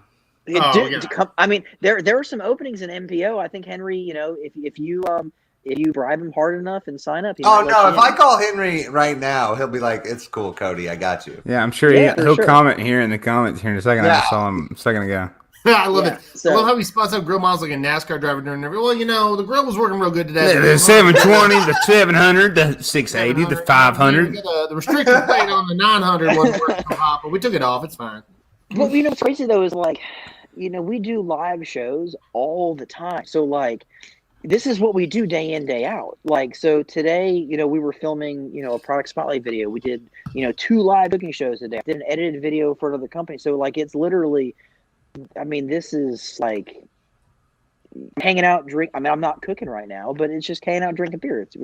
It's how we roll around here. The beauty of Recteq is you could be cooking right now because it's all controlled. You could be walking away if you needed. Yeah. I actually have 2 bone-in chicken breasts on the small grill behind me. So when we're done, I'll make some chicken. They're just staying warm out there. It's how it's. Oh yeah. Look at Henry Hamilton being absolutely as accommodating as possible. Registration closed today, but we're happy to add your 2 spots. Come on, so Yeah, Cody, let's do it, man. Cody, That's the best. That's the best tournament. I will quote this on Frolfer for sure. That is the best tournament director in the game. But He's here's a what's boss. crazy about Henry, right? He's all about trying to do something different. So Exactly, especially but in the Atlanta area, He does it perfectly though. A tournament drops, it sells out like that. So what does Henry do? Season pass. Yeah. Well, yeah, Season that's- pass. We had some guys Genius that were going to try idea. that, but it works out. So yeah. I So signed you up get for it. registration, Yeah. internal tags. Like I'm number 8. I got the tag on the cart right there. It's all about. I ain't got no my internal tag yet. He's probably at least in the 30s by now. Maybe tomorrow. He's I'll get it up tomorrow. there. Well, we gotta talk. You get that. You get an adrenaline heaven sports. Real quick, polo shirt Marquise size. Chapman wants to know what tournament we're talking about. Where The is it? Kraken Open. That is at The Langley Kraken Park. Classic. Yep, the Kraken The Classic. Kraken So, Classic. Yep, Langley Pond is a gem, of course, and they've done a lot of work on the dam there, and it's full pool, and it's looking Yep. great. Now, I'm not gonna lie, I will drop a hint for you guys because I know you guys are about the big bucks. Langley Pond Open. I did hear a rumor that there will be $5,000 added cash. What? I'm already signed up. Henry Hamilton I signed made it up. I rain. signed up for the season pass for a reason. That's a lot of money. Yeah, for sure. But again, the season pass is a great idea because he supports all the events in the area, and if you're looking to participate in your first sanctioned event or your 100th, you're not going to get a better event, run by a better TD that's literally thought of everything. I mean, great players packs. The course is going to be perfect. I mean, signage, your player meeting, your pre and post tournament experience, hands down. Like, dude's got it. Nice. Kate, if you're watching, no, we can't. I'm hosting a tournament next weekend. I gotta do stuff this week. H2's the best TD in the game. Yeah. But for sure. And he's what's creative. the it's all about having fun. So when he's putting hay bales and turning a small pitch and putt Oh, course, come on. No, like let's a not Boyd talk Pond about. Correct. into. I couldn't imagine playing Boyd Pond regular. Without- I only yeah, go down. I only go so down much there better. for the classic. So It's much so better. much fun. It's so much fun. It's one of those things like what is it? The green on 16. Like it's like 10 by 10, and the Yeah. pain in the ass puts 2 hay bales straight up and down. There's no landing zone. Why are You you get doing any headwind, Brutal. any headwind in there, you're done. I love it. I bogeyed it Fantastic. both rounds, and I gladly took the bogey. So was it 11? You're kind of up the hill. It's a long par 4. Yeah. I threw again condors because I had to, and I was hugging the left side, and I'm like, perfect. I mean, I nutted this thing like 325. What does he do? He's got OB in the fairway and back. I literally landed right in the middle of it. You couldn't have put the disc 320 foot out more in the middle of this OB island down the middle of the fairway. I didn't even see it. I walked up there. I was like, that mother. It was great. It was great. I loved it. I texted him right away. Well, he knew where the condors landed, so. Yeah. Oh yeah, he. But you know what? I didn't walk the course before, and I did practice. So I really think had I not in those same conditions, 'cause it was very favorable. I think my goal for myself was 3 under. If I could get out of each round at 3 under, going to Langley at 6 under. My goal was to finish Langley at par. And I forgot what I finished, but I think I was maybe I was 12 over maybe playing Langley longs with nothing but condors. That sounds like yeah. How many did you lose? 0. I actually okay. I'm proud of you. I'm proud of you for that. I borrowed 2 condors from Henry just to fill the cart completely. Because I figured if they I was wouldn't going to be walk. obnoxious, I might well. But no, I threw each disc at least once, and the goal was if I was in the circle, I could use a putter, but if I was outside the circle, I had to throw a condor. Okay. Yeah, it worked out brutal. well. And I was afraid to lose some because some of these are like $100 condors. They're more But than I- that, but I- bud. They're more than but I that. figured- bro. That's I swirly. They're figured- more. They're so much more than I that. figured so I was much just, more than that right just now. go for it. What's Yeah. Stupid. what's the strangest thing you've ever cooked? Let me think now. We've done whole alligators. We've done octopus. Any The brains strangest or thing. intestines? Yeah, in we've there? done like Haggis, sweet haggis. sweetbreads, all that stuff. I think the funniest thing I've ever cooked were razor clams. So you see the beach and the shells are like that long and really skinny. And this They're was delicious. before I'd worked with. Yeah, they're fantastic. I put them in a pot of water, and this was before I was working at Recteq. And literally, they sprung open, like all of these little clams like popping out of the pot. It was funny as shit. It's a weird yeah, food. But the weirdest thing I've ever eaten was actually in France, and they, oven bags around here are pretty popular. People put turkey in them, close the bag up and cook it in there. Well, over in France, we actually had a chicken that was stuffed inside of a pig's stomach, sewed up, and then cooked inside of the stomach. It was Let's delicious. go. A turducken. Yeah. It Well, was- no, I it was- mean, it was a pig, Yeah. a pickin'.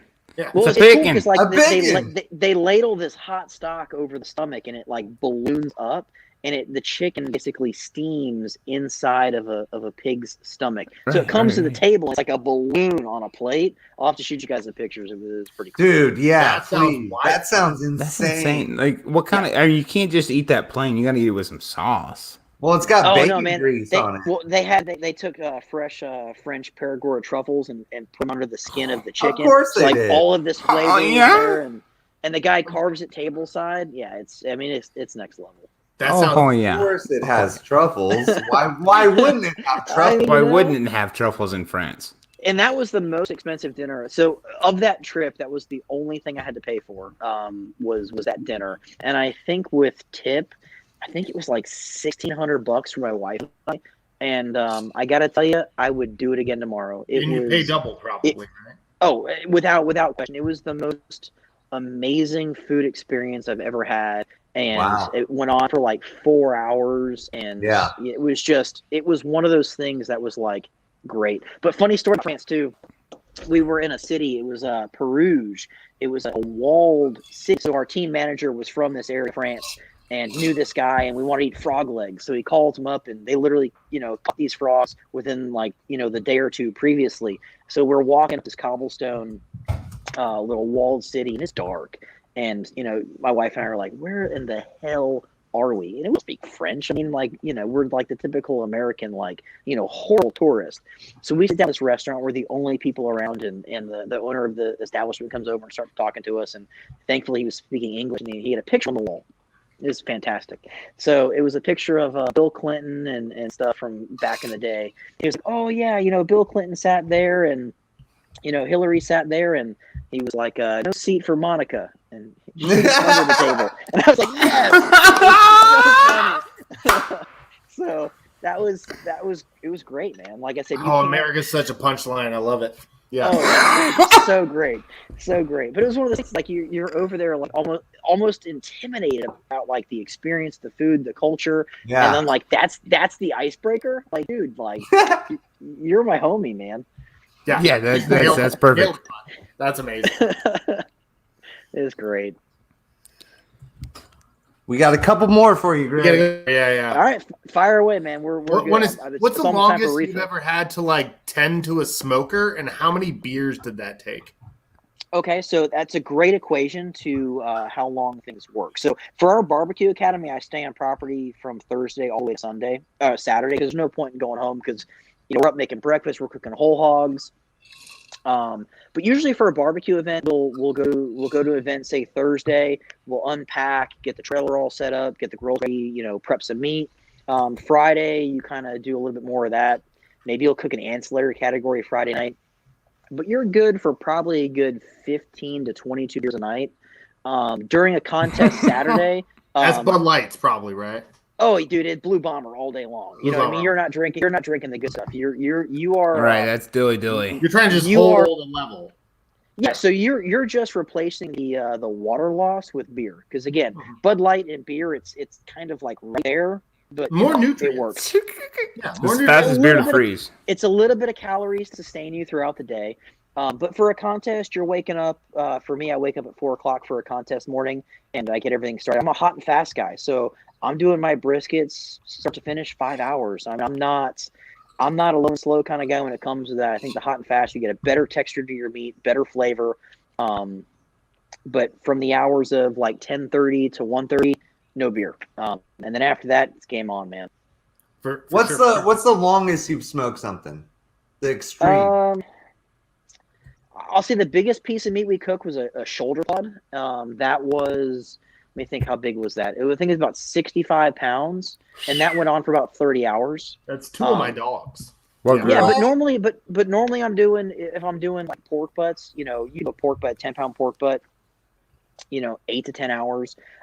I think it's ludicrous to smoke something longer than it needs to. Some people want to, put their grills at like 180 degrees and like smoke a pork butt for 30 hours. You're an idiot. Like all you're doing is drying it out. Like you're making point is to put that on instant. You're just wasting.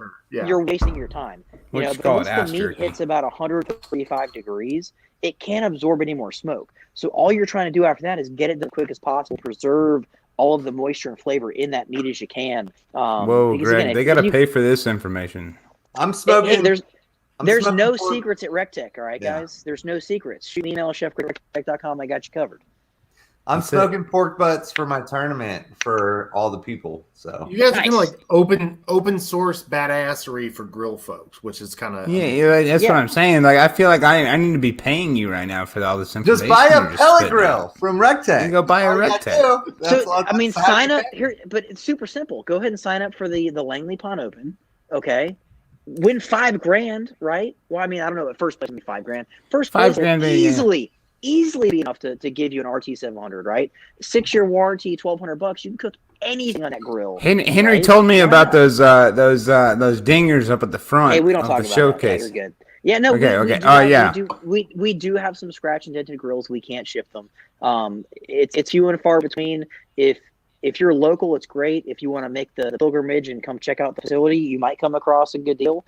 You're not going to save a ton of money. Free bag of pellets. No, we'll take care of you better than that. But all the used grills don't have warranty. So for me, if I'm going to buy something like that, 6-year warranty on our flagship product. It's kind of like the controller's $200. Might as well get the warranty just in case. And ultimately, as long as people are cool with us, we try to take care of you the best we can. You get that person that calls, and I will be. Fortunately, we're just trained to be like, you have to yell at somebody to get what you want. Hey man, let's just open a beer, have a conversation, and we'll figure it out. Yeah. So how do you and Chef Joe know each other? So Joe was actually my culinary school instructor way back in the day. And he was, I think I had him third quarter. And so it was, 1918. And we went to go play 1918. You old No, I was either 19 or 18. I thought you guys said we were way back when Washington was president. We went to culinary school together. We went and played Rodan, and I think I feared for my life. And it was good times. But we've been friends ever since. Joe comes in town for Academy anytime we got an event coming on. He's always gracious to come help out. He's on payroll. I mean, he's a nice guy. So get him out there, get him cooking with us, and it's always fun to kind of on payroll. I love that. BS with your friends and hang out. And like I said, it's a guy I can trust. So if we have a big event at work, I know I can defer some stuff to him and know it's going to get done and get done right. And I think friends like that you can't replace you can't replace that, right? So I know he's got my back end. I know he's bummed he can't DDO with us. and hopefully next year we can work that out. He can come to we get to go back to DDO and he'll come with us. Joe Costa is a dear friend of ours, and we love that guy a lot. Absolutely.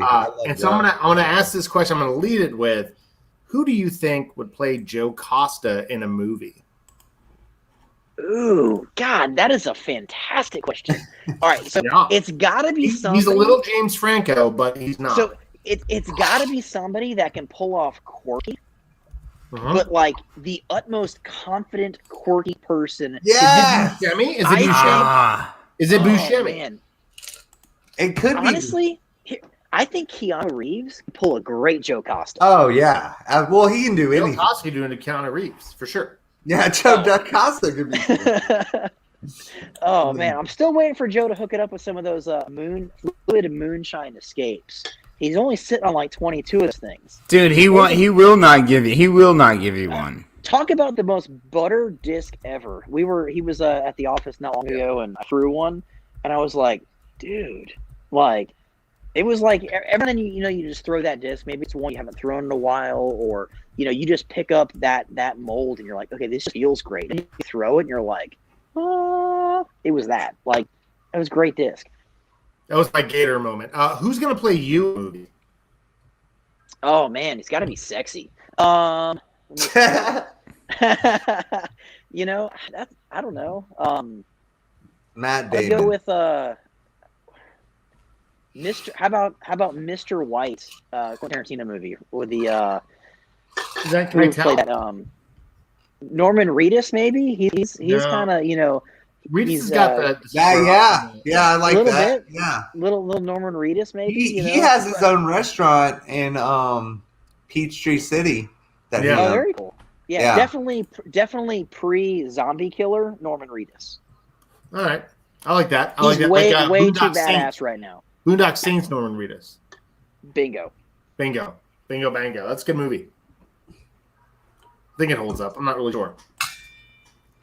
It's a good one. I think anything Quentin Tarantino is pretty solid. Yeah, I'm a Tarantino fan. You got time for like 3 more questions? Are you good? Dude, I'm here all night, man. What you need? Beautiful. I think Austin's got one for you. What is the number one most common mistake made when someone is cooking on a grill?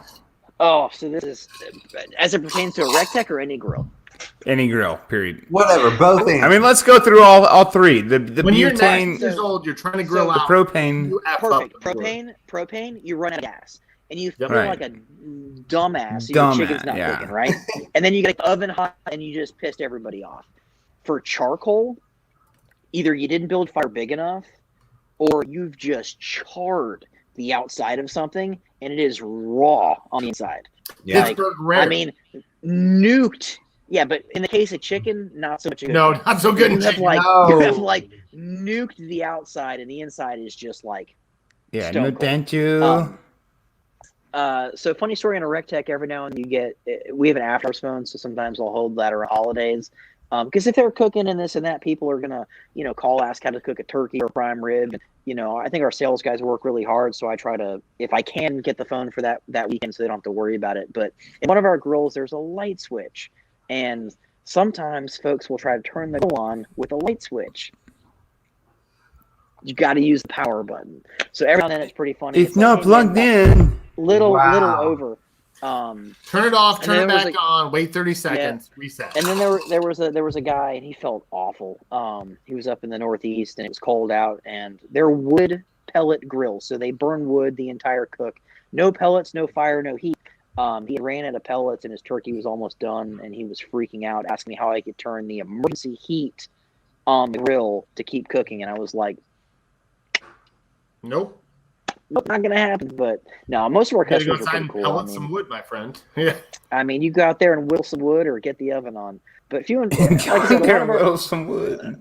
a lot of our customers are pretty good. They do. I think they're the over researcher. So a lot of folks will do their research for 6 months or a year before they pull the trigger. And That was me.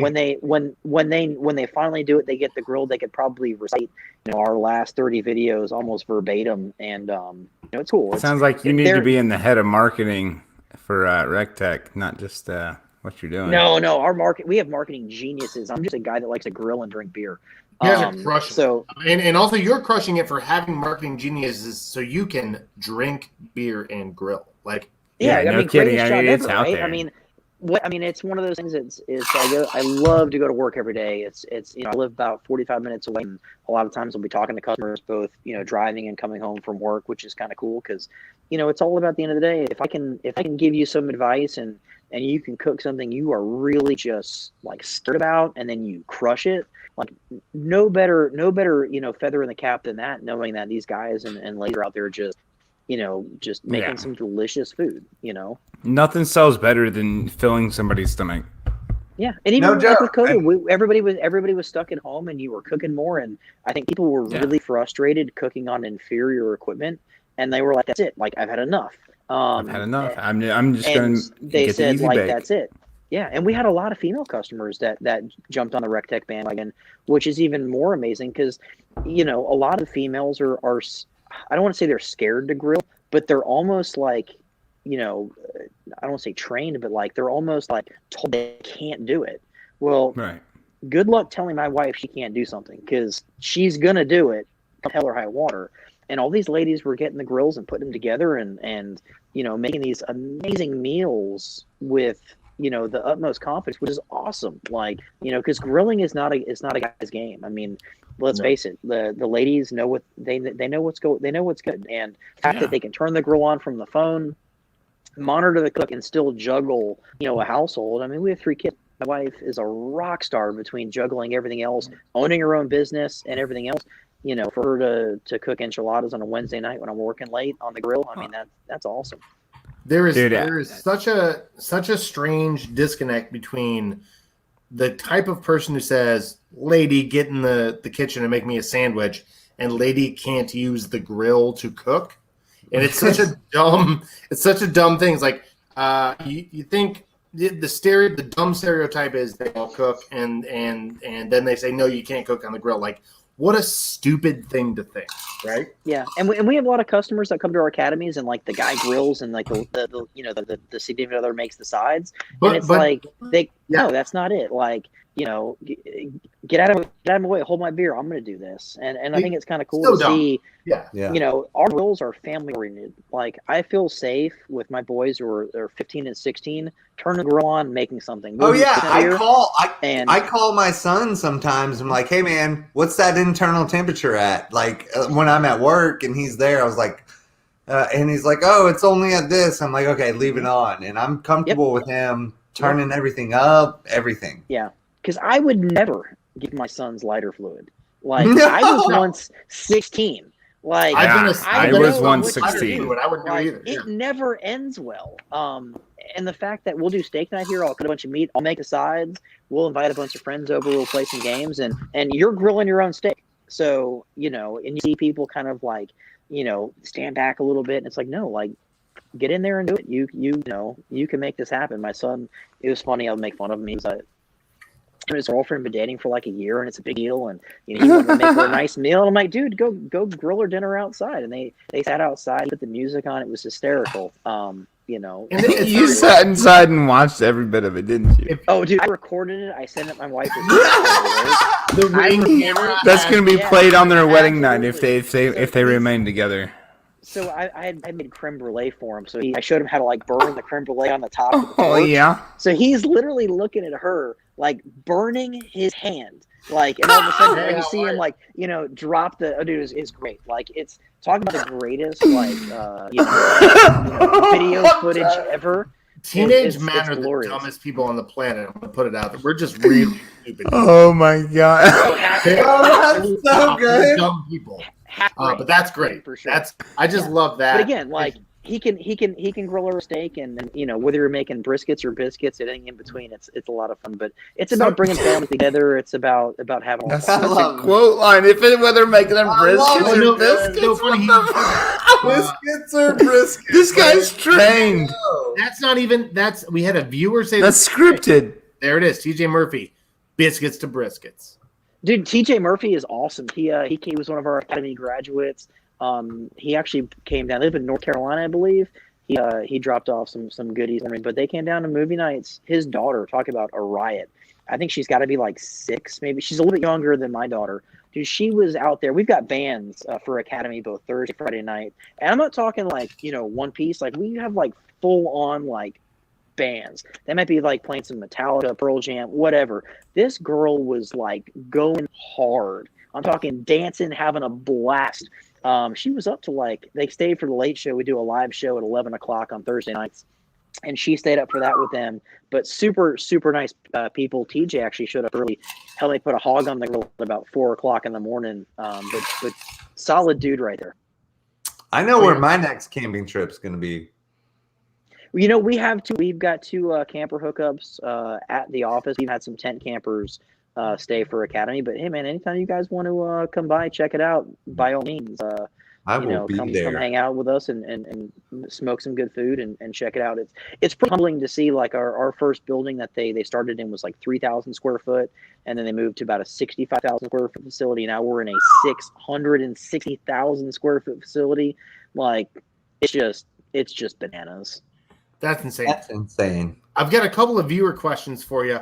Rob Arocha says, I once saw Greg kill a turkey with a 50-yard disc golf shot. It was delicious. Any truth to this whatsoever? So there is, I'll say it's a half truth. So our old house, we had a cleared lot across the street, and it was easy like 250, 300 out. And there was like, we had turkeys everywhere. I mean, and they weren't small, but they would be like a flock of turkeys, but they'd be like 30, 40 of them out there. So I was actually outside sharpening knives in the driveway. So my original plan was to run over there and just try to like get one, but he's fast. And they're angry. And you don't want to take a turkey talon to like, they'll mess you up. So they're big. They're 40 pounds. Yeah, they're big animals. Dude, it's silly. So I looked over what I had, and again, talk about a cringeworthy moment. I had a Beat special edition soft rhino. It's 166 gram. Like, you could bend it in half like a taco. And it was the only disc over there. And I legit threw it as hard as I could, hit turkey, but it flew away. I love that every West Coast disc golfer is appalled right now at this story. But I would dude's like, he was going to stab a turkey. I'm like, it's food, bro. It's food. I would have cooked it. I absolutely would have cooked it. There would have been it would have been like the 0% chance of killed. Yeah, I mean, it would have been the best, killed by a Frisbee turkey ever. I mean, who was the pitcher that like hit the pigeon at the MLB thing? I mean, they didn't cook it; they threw it away. Randy, you can't know that. That's Randy Johnson, dude. Come on. Oh, I hit a goose last year. I felt really bad. About it. I killed a goose with a golf ball once, but I'm not sure I'd ever eat it. No. I am worried about driving up to Kansas because last year, I don't know if you guys remember this, there was a guy driving to DDO and ran over a cow and literally totaled his truck on the way up there. Wow, well, yeah, really? You can't hit a cow. No, like legit happened. True story. Like, did not see the story about that. That's crazy. Yeah, so literally wrecked his truck running into a cow. So I'm not gonna lie, I am frightened about pulling our 16,000-pound trailer behind us, just putting along the back roads and I wouldn't go Norman fast, is across the highway. Yeah, 10,000 pounds. I mean, you're gonna jump the cow, like you're gonna move, like it's gonna happen like that. Like, no, that's not gonna. That 350 is gonna stop awfully. There's gonna be quick tire chocks. Yeah. Jason Light would like to know: are you a seasoning or marinating guy when it comes to steaks? Do you season your steaks or marinate them? I'm not a marinating guy. Marinating does really good for surface seasoning, right? If it's a big meat, I inject. So I inject my brisket. I inject my pork butts. Again, if it's bigger than like 5-6 pounds, I'm pumping that bad boy full of phosphates and delicious. But I am an MSG whore. I absolutely love monosodium glutamate. So ramen all day. Oh yeah, dude! 2 packages for breakfast, at least 3 times a week. So I'm gonna put my favorite seasoning right now is by Boar's Night Out White Lightning. It's a salt, pepper, garlic MSG. I'll give you guys a discount code here. You can jump over to AtlantaBarbecueStore.com. Use the code Recteq RECTQ10, get 10% off. But pick up some Boar's Night Out White Lightning. That stuff is literally like crack in a can. It's good on popcorn, eggs, but it's my base layer for everything. MSG for the win. Oh yeah, for Have sure. you watched 100%. Gouda Foods at all? I'm not a big TV buff. I mean, I Yeah. watch pretty much the same three It's things, and it's a of late, YouTube like channel. yeah. I mean, even Yeah. even with YouTube, I mean, I'll put some Yeah. some disc golf on or stuff like that. But honestly, my YouTube feed has been inundated with my daughter going through watching you know, how to unpack a you know, those little dolls, and it's just painful. Nice. My feed literally got ruined overnight. It went from like disc golf, guns, and food to like, I don't know, these crazy haired, you know, high pitched talking people unpacking doll. It was painful. Algorithm stuff. Oh, it's Johnny awful. Avery wants to know: will Recteq continue to make ultimate pellets? For sure, man. Yeah, for sure. That's never going to go away. Local pickup, they're available for $20 for 40 pounds. You can pick them up on Amazon. I think HomeDepot.com has them as well. It's not anything we're going to get away. You know, we've got a great relationship with Kingsford right now, and Kingsford has the logistics behind putting pellets in grocery stores and Lowe's and Home Depot and Dollar Store. You know, we sell grills. That's our bread and butter. Obviously, the grill needs pellets to operate, so we do have the Ultimate Blend at the office. But for us to ship a 40-pound bag, you know, clear across country, it's not really financially feasible. So for us to partner with somebody like Kingsford, who is literally the leader in fuel, is 100% humbling. But they can manage that logistic process that is really kind of a nightmare for us. Right. That's huge.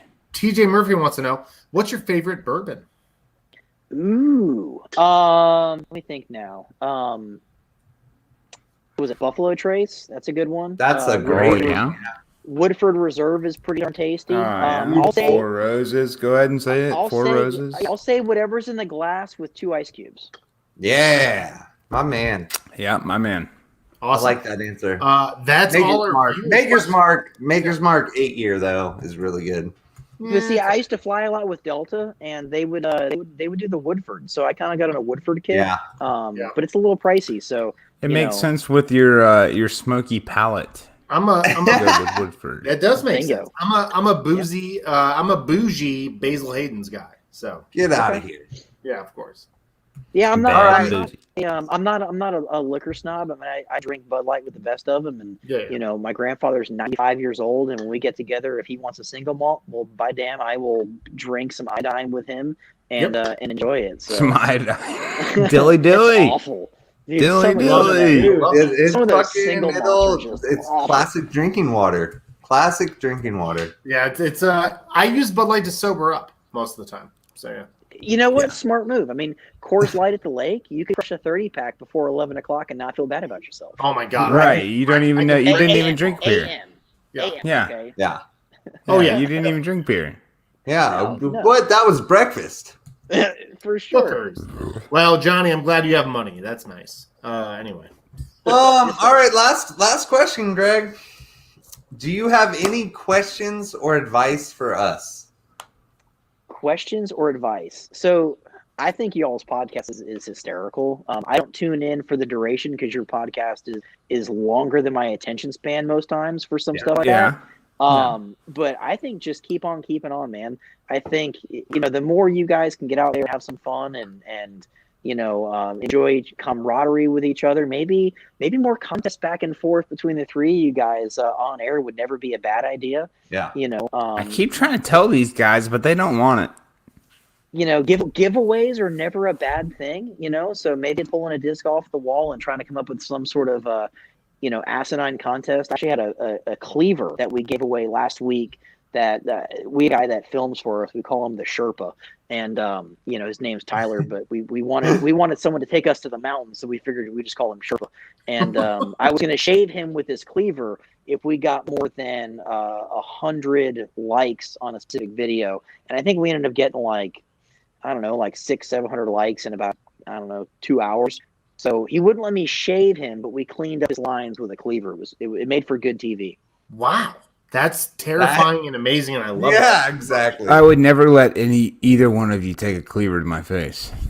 Oh, no. So don't get any ideas. I would let Greg before I let if you saw how Adam sharp this was, you would be okay with that. I mean, obviously there's got to be a level of trust there that I'm not going to like just completely take the beard up. I mean, but I could straighten up your lines. This I Cleveland. mean, my- you personally, I trust you with a knife, I Greg. trust I Greg, trust yeah. you with a knife. I don't trust I these mean, two with a knife. My wife owns a salon. It's okay. I got you, boys. We'll take care of it. Yeah. Well, I need you to clean this mullet up when we get there tomorrow.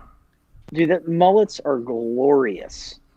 I grew up playing ice hockey, so again, you're talking about some glorious mullets. I mean, those, have you seen the videos? What is it, the Hockey Hall of Fame mullet contest? Yeah. Mueller, do you watch Fantastic. Letterkenny by any chance? You ever watched that show Letterkenny?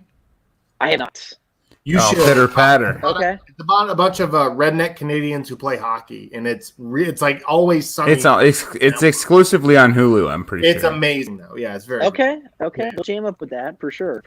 Yeah, Well, if you awesome. guys are in town tomorrow and want to come by for dinner, by all means, let me know. We'll throw some stuff on the grill and have some good libations.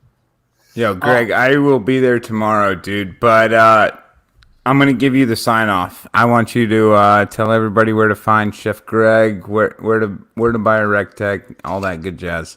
There you go. Well, again, you can follow me personally on all social media platforms at Chef Greg Mueller. That's on Instagram, YouTube, Facebook as well. So appreciate the shout out.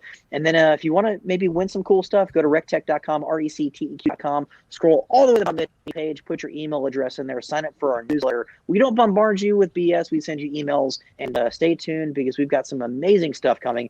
And if you're going to be up in the Emporia, Kansas area for DDO, stop by the trailer. You'll see the Black Mamba.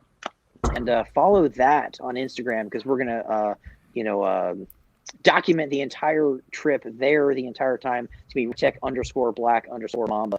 We'll see you at the Recteq. God, that was a good show. Let me get the boys back on here. What's up, Dude, I love me some Greg. Oh Dude, my God, that was good. I love it. Always a good time.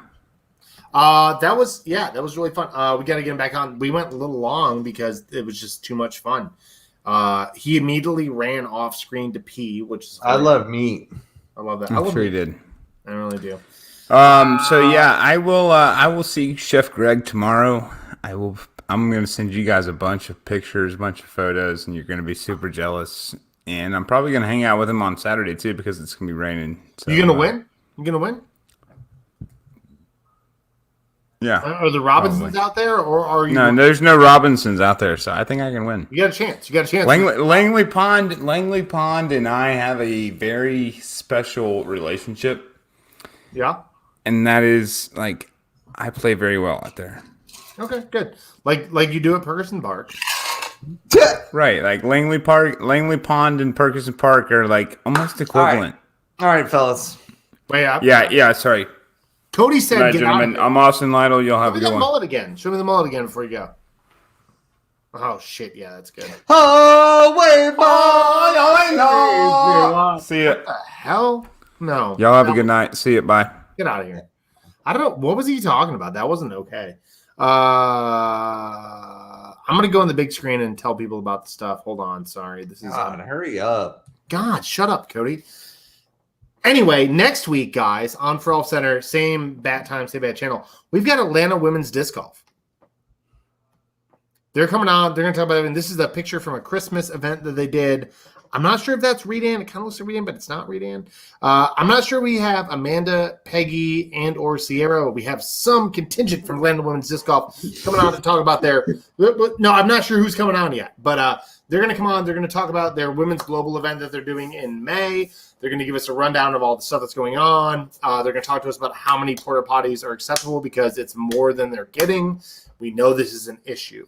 Also, tomorrow, I'm going to say it again because it's my shit. For Fridays at Ferguson Park. It is the last week of a 6-week PDGA sanctioned league. $2 to play. $5 gets you a CTP and ace. $10 is all in with a tiered payout. We have a free CTP every week on hole number 14. For that free CTP, you get a Frolfer hat. You get Gooder sunglasses. You get $20 cash. Now, if no one hits an ace tomorrow, though that ace fund, which I think is probably going to be around $35, going to get split between the CTPs. Now, also, we're having an after party. It's the end of the league. It's at Red's Beer Garden. The address is there. You can look up Red's Beer Garden online. 8 o'clock. Come have a good time.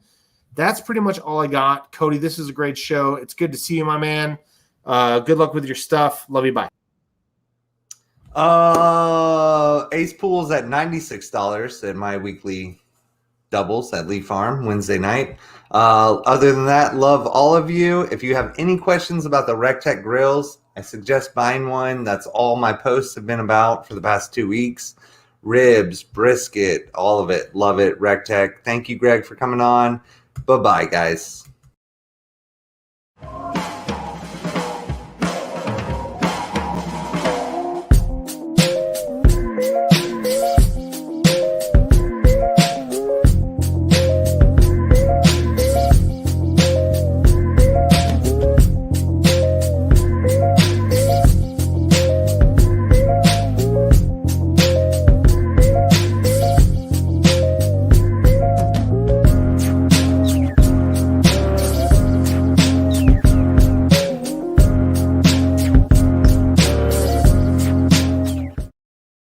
Shoppers, can I get a f***ing oh yeah?